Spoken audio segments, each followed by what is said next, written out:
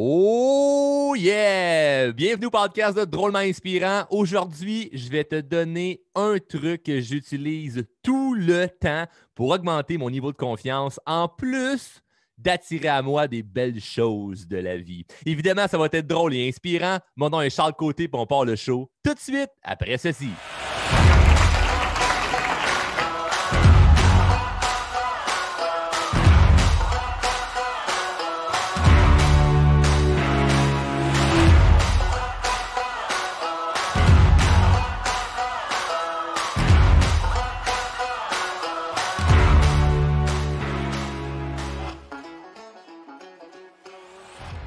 Oh yeah! Hey, ça va être tout qu'un épisode de podcast. Très excité, très content, très heureux, très enthousiaste d'enregistrer cet épisode. Et avant tout, merci beaucoup aux abonnés.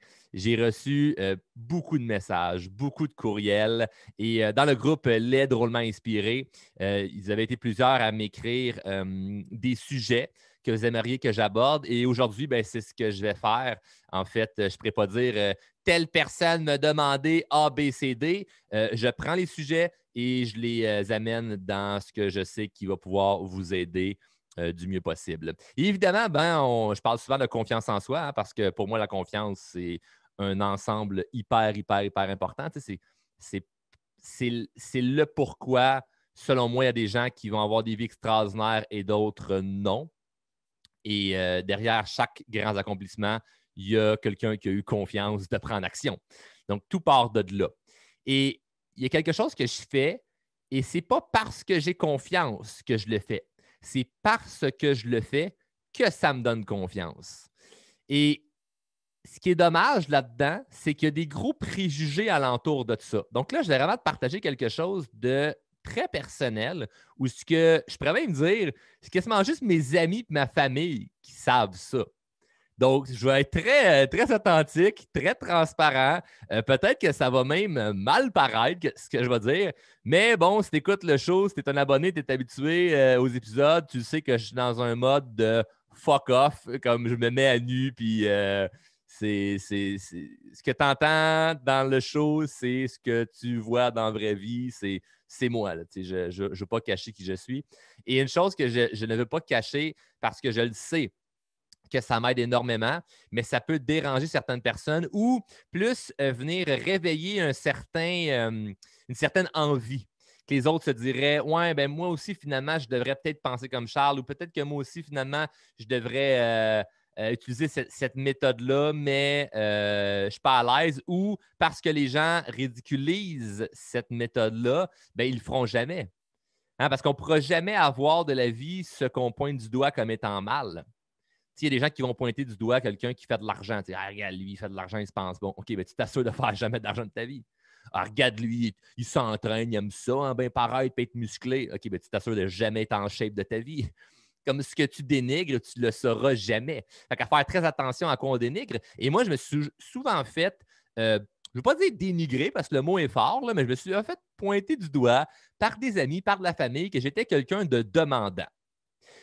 Et là, on va vraiment faire, OK? Je vais vous mettre la table, je vais vous donner des détails là, parce que dans le mot demandant, déjà là, je sais qu'il y en a qui vont se dire, ben voyons donc, demandant.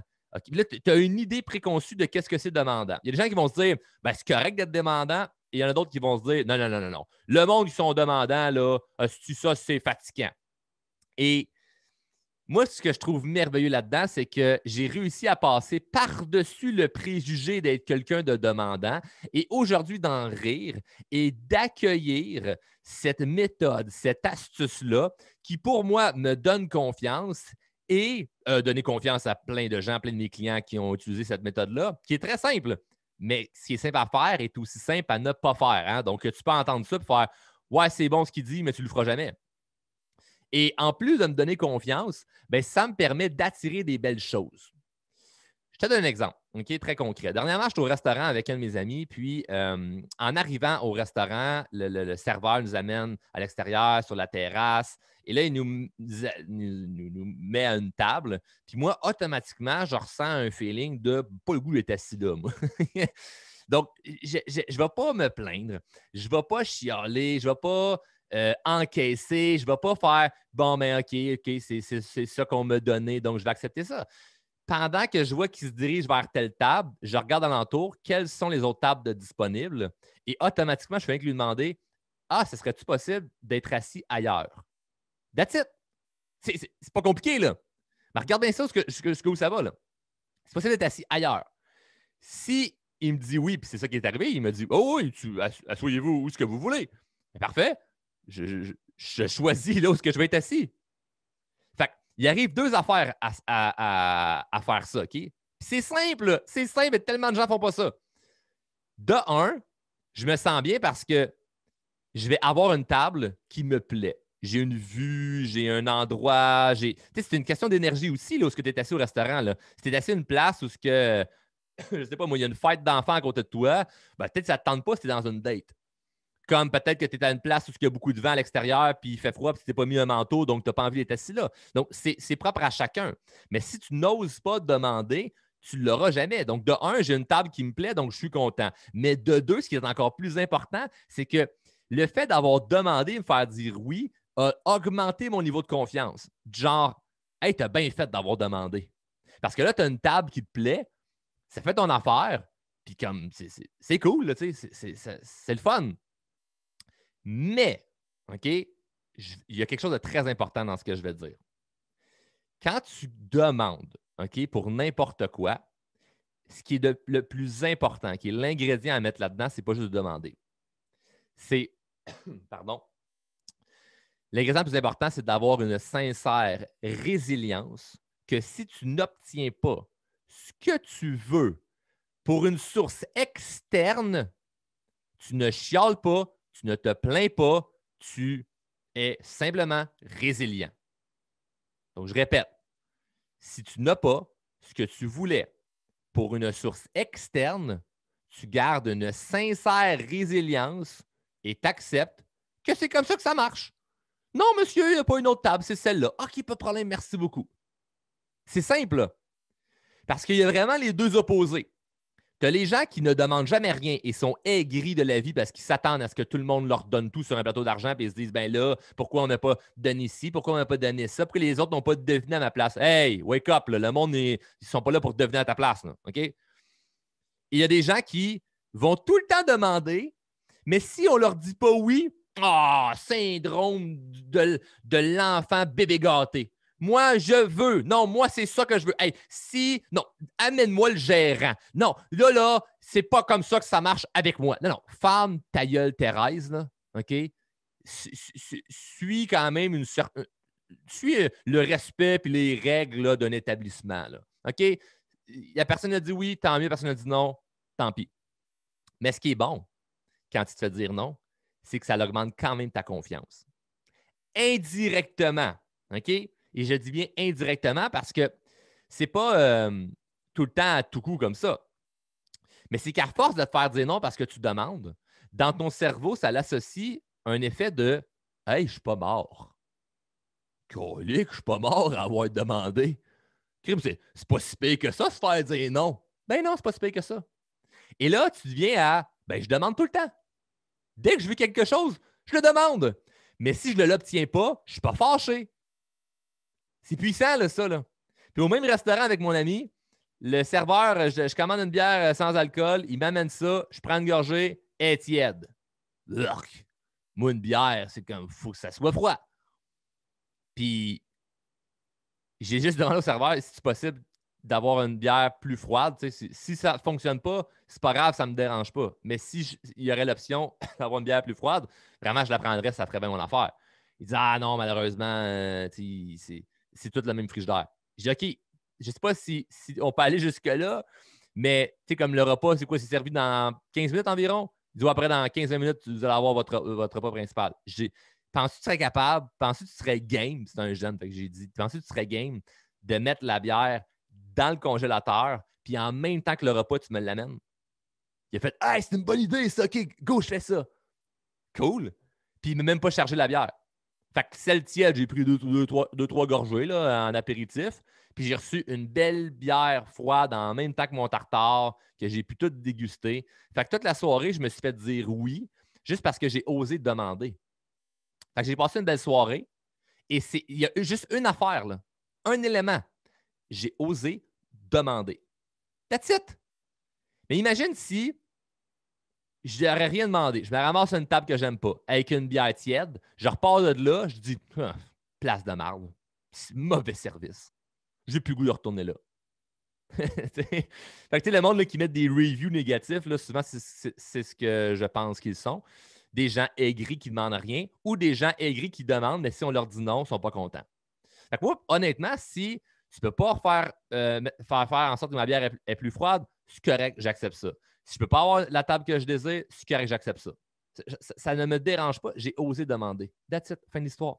Totale résilience. Puis, ce qui est drôle là-dedans, c'est que là, je l'explique, fait que ça fait du sens. Fait que, évidemment, je t'invite à partager cet épisode parce que il faut que les gens comprennent que de demander, ce n'est pas fatigant. Demander, ce n'est pas quelque chose de mal.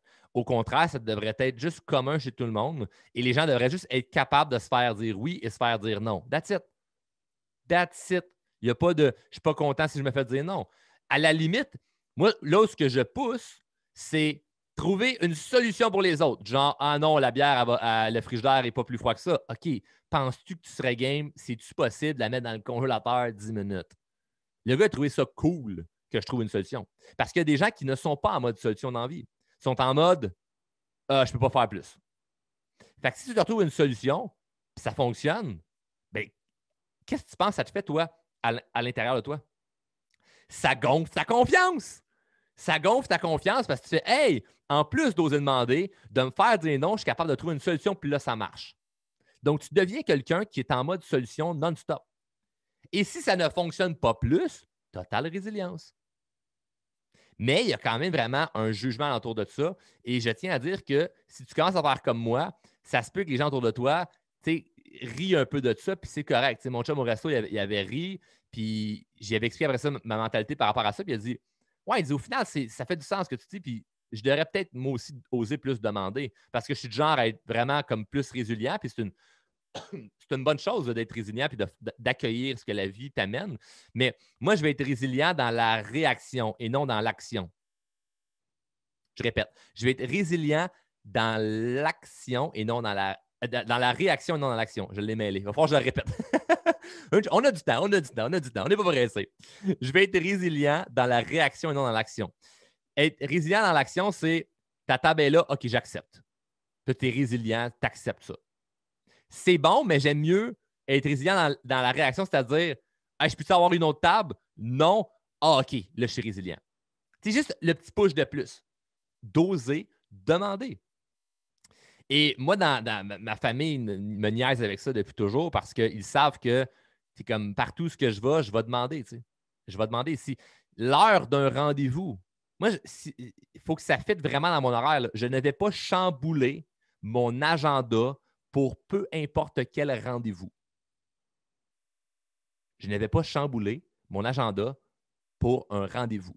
Que ce soit le médecin, mon avocat, un client, un rendez-vous au garage, n'importe quoi.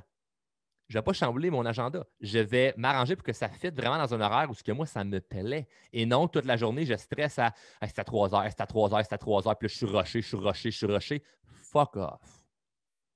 Mon temps est la variable la plus importante dans ma vie. C'est ce qui a le plus de valeur de mon temps. Je me respecte comme personne, je respecte mon temps. C'est ce qui vaut le plus cher dans ma vie, mon temps. Parce que si tu n'en as plus, enlève l'argent, tes enfants, tout ce qu'il y a alentour. C'est la variable la plus importante, donc je veux la respecter. Est-ce que c'est possible d'avoir un autre heure de rendez-vous? C'est-tu possible 3h15 au lieu de 3 heures? Pouvez-vous faire une exception? C'est des choses qui se demandent très facilement. Puis tu vas voir que les gens vont s'adapter. Et évidemment, c'est pas tout le monde qui est dans cette vibe-là, dans ce mode de pensée-là. Donc, honnêtement, saisis cette opportunité-là. Les gens vont souvent s'adapter parce qu'ils sont habitués de se faire donner des ordres. Je ne souhaite pas ça à tout le monde, mais si quelqu'un n'écoute pas mon podcast ou ne fait pas de croissance personnelle et n'est pas au courant de ça, ben de la merde, tu sais. C'est ton problème.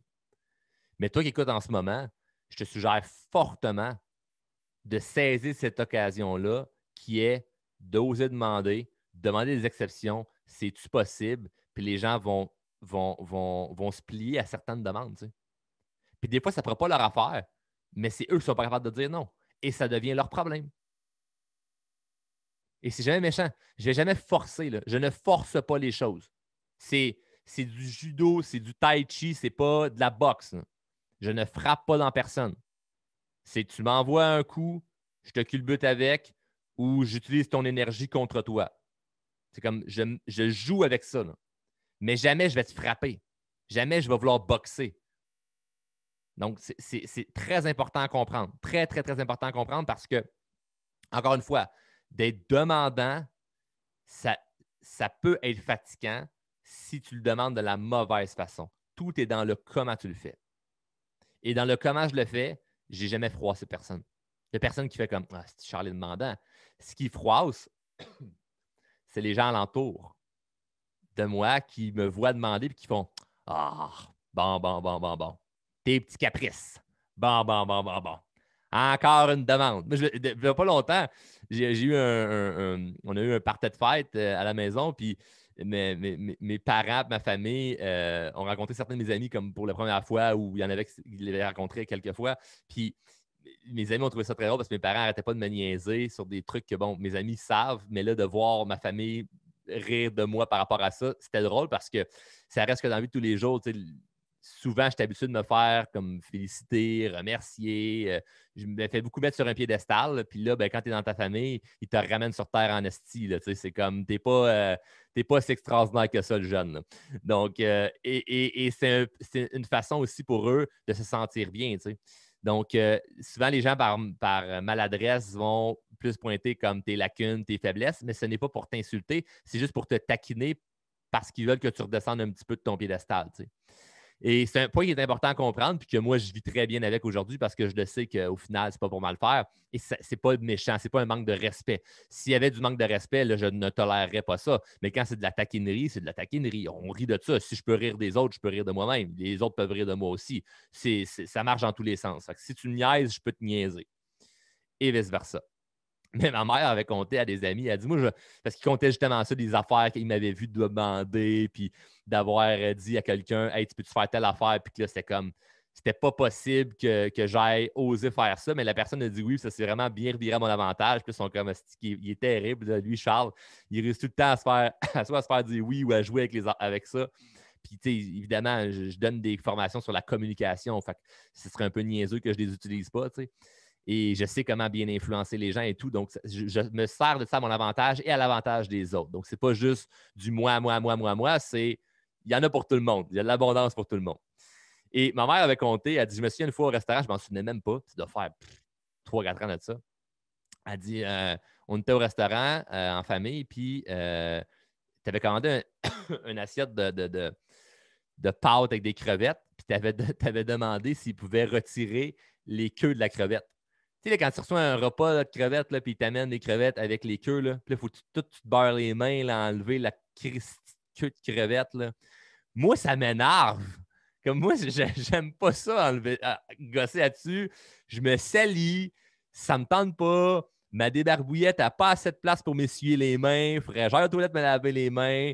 Moi, ça m'enlève un peu de bonheur d'être au restaurant. Puis, ça peut vraiment paraître capricieux, là. Mais j'ai juste demandé, hey, je sais que ça va. Puis voici comment. Là, je m'en suis souvenu parce que ma mère l'a compté. Puis là, bon, tout le monde riait. C'était bon, encore une demande à la Charles. Et je me souviens de comment je l'avais demandé. J'avais dit, je le sais que ça va paraître bizarre, OK? Puis que personne ne demandé ça. Mais si c'est possible, ça ferait bien mon affaire. Fait que jusque-là, comme il n'y a aucun problème. Là. J'ai dit, ça, c'est-tu possible de demander au cuisinier, au chef ou à quelqu'un, n'importe qui, d'enlever les queues de crevettes avant de les mettre dans mes pâtes parce que, je vais te dire, bien sincèrement, je n'ai pas le goût de me saler les mains. Puis là, je suis parti à rire en disant ça.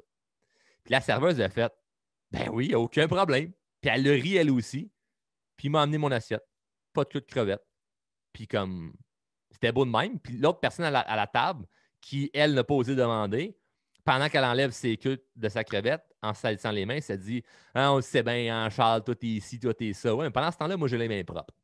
Et la serveuse est même plus engagée et sympathique avec moi parce que je l'ai demandé d'une bonne façon. Et non de juste pas regarder quand elle me dit salut ou voulez-vous de l'eau, je réponds pas. Ou, tu sais, comme je suis sympathique avec les gens. Donc, les gens ont le goût de m'aider. Les gens ont le goût d'être avec moi. Il y a quelque chose de vraiment important là-dedans. Et si elle avait dit non, ben OK, pas de problème, puis j'aurais ri quand même, puis c'est bien beau. Totale résilience envers quelqu'un qui me dit non, c'est correct. C'est une demande. Je n'impose pas de me faire dire oui, je demande. Donc, il y a vraiment une grande distance entre une demande et imposer.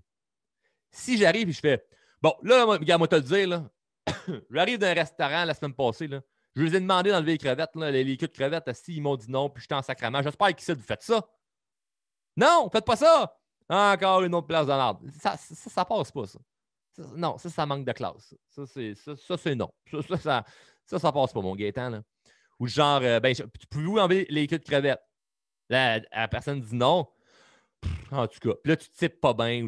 Tu as une attitude de marde parce que la personne te dit non. Ça, c'est un syndrome de bébé gâté. Je n'irai jamais là-dedans. Il y a plein de fois, je me fais dire non, puis je continue de sourire, je suis fin avec la personne. Puis souvent, quand on me dit non, je dis je comprends. C'est comme je comprends. Puis ça s'arrête là. Puis les gens ne se sentent pas mal. Puis au contraire, je suis content que quelqu'un ose me dire non si vraiment la personne sent que la réponse c'est non. Je suis qui, moi, pour imposer quoi que ce soit aux autres? Je ne peux pas imposer quelque chose aux autres. Donc, c'est une demande. Et à oser continuer à demander, tu élèves ton niveau de confiance. Et c'est vraiment ça le point sur lequel je veux accrocher aujourd'hui. C'est pas seulement hey, tu vas obtenir plus d'affaires. Parce que oui, à oser demander, tu vas obtenir plus de choses. OK? Ça, c'est clair. Ça vient avec. Mais ce n'est pas le point principal. Le point principal, c'est qu'à force de faire ça, ton niveau de confiance va grimper. Parce que ce que ça l'envoie à ton cerveau, à part le point de te faire dire non, ne te tue pas, OK? C'est que tu deviens en contrôle un peu plus de ta vie. Pas tu veux contrôler les choses, tu deviens en contrôle de ta vie parce que tu sais que tout est une question de demander. Et moi, à un moment donné, je me suis posé la question, pourquoi moi, je n'aurais pas ce qu'il y a de meilleur dans la vie? Hein, pourquoi je n'aurais pas ce qu'il y a de mieux? Pourquoi je me contenterais de peu? Puis les gens qui sont forts là-dessus, se contenter de peu. Et se contenter de peu, ce n'est pas apprécier ce que tu as. J'apprécie ce que j'ai. S'il y a des choses que j'ai le goût de changer dans ma vie, puis je suis excité à me dire, OK, j'ai hâte de changer ça, je suis capable d'avoir de la reconnaissance et de la gratitude pour ce que j'ai, même si ce n'est pas ce que je veux pour le reste de ma vie. Je suis capable d'apprécier ma maison, même si ce n'est pas encore la maison de mes rêves. Je suis capable d'apprécier ma voiture, même si ce n'est pas la voiture de mes rêves. Je suis capable d'apprécier mon Sea-Doo, même si ce n'est pas le véhicule récréatif de mes rêves. Mais pourquoi je me contenterais de ça? Je ne vais pas me contenter de peu. Puis tout ce que tu tolères dans ta vie, tu l'obtiens. Si tu tolères quelqu'un qui te manque de respect, tu laisses place à ce que tout le monde te manque de respect. Si tu tolères une maison que tu n'aimes pas, ben, tu t'assures de rester dedans. Ça ne sortira pas. Donc, je ne veux pas tolérer ces affaires-là. Et ça ne veut pas dire d'être aigri et fâché envers tout le monde. Tout dépend de toi. Et à force de demander, tu obtiens plus. Tu obtiens plus. C'est comme un joueur de hockey qui ne fait jamais de shot au but. C'est comme un joueur de baseball qui essaie jamais de frapper à balle. Comme tu t'assures de ne jamais faire un coup de circuit si tu ne frappes pas à balle. Mais peut-être que tu ne feras pas toujours des coups de circuit quand tu te lances. Tu vas peut-être en manquer. C'est correct, tu retournes au banc, tu reviens, puis tu apprends ça. Des fois, tu vas faire un coup juste pour te rendre au premier but. Au premier but. Je n'ai pas les termes de baseball aujourd'hui. Au marbre, c'est ça? Au marbre. Bref, vous m'écrirez en courriel de me dire Charles, c'est ça le baseball. J'ai joué au baseball d'ailleurs quand j'étais jeune. Et j'étais tellement pas bon que justement, j'ai effacé ces souvenirs-là de mon cerveau. Plus jeune, moi, j'ai fait beaucoup de sport, puis je manquais tellement de confiance en moi que j'abandonnais. C'est une des raisons pour lesquelles j'ai dû travailler fort ma confiance en moi pour apprendre à ne plus abandonner. Donc, n'abandonne pas le fait que tu peux avoir plus de la vie. Demande. Et d'un côté encore plus loin et encore plus, on se pourrait dire, dans une sphère plus spirituelle, c'est qu'à demander des choses, il y a une énergie autour de toi qui se veut et se dit être « je mérite plus ». Je mérite plus. T'sais. Moi, j'aime ça. Là. Pourquoi je me contenterais de peu? quand sur Terre, il y a des choses extraordinaires?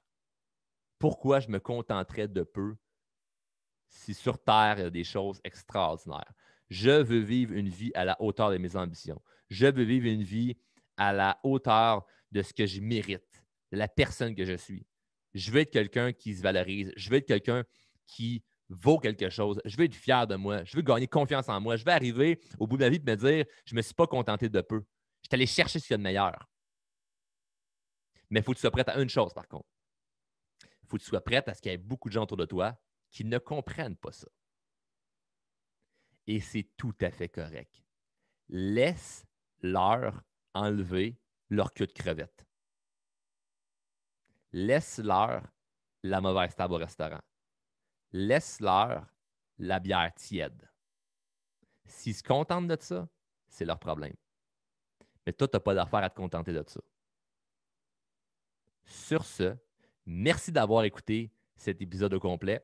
Évidemment, en venant chercher de la valeur dans le show, la règle, c'est de redonner de la valeur. Et je crois sincèrement que cet épisode est un épisode à partager. Et merci encore une fois de m'envoyer vos questions par le biais du groupe Facebook Les Drôlement Inspirés. Si tu n'es pas dans le groupe Les Drôlement Inspirés, je t'invite évidemment à joindre le groupe. Vous savez que vous pouvez me rejoindre aussi par courriel à charles@drôlementinspirant.com pour des questions, pour des suggestions, commentaires, insultes, n'importe quoi. Ou sinon, Facebook, Instagram, si vous pouvez m'écrire de n'importe où. C'est ça la beauté aujourd'hui. Hein? Il y a 1000 façons de nous rejoindre. Donc, voilà. Donc, sur ce, je te souhaite une excellente journée, une excellente semaine. On se voit dans un prochain épisode. À la prochaine.